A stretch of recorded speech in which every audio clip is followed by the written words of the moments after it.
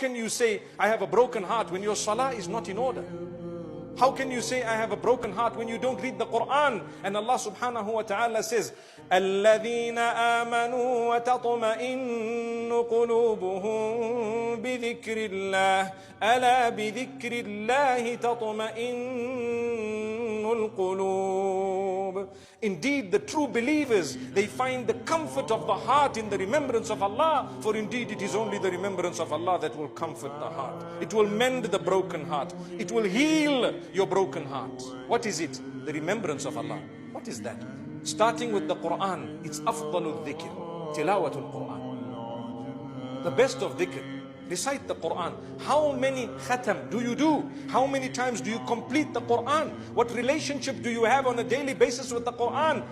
Oh, I don't. Well, how do you want your heart to heal? La ilaha illallah. La ilaha illallah. You want your heart to heal. Our duty is to help others heal their hearts. How are we going to do that when our own hearts are dilly-dally everywhere? May Allah grant us comfort of the heart.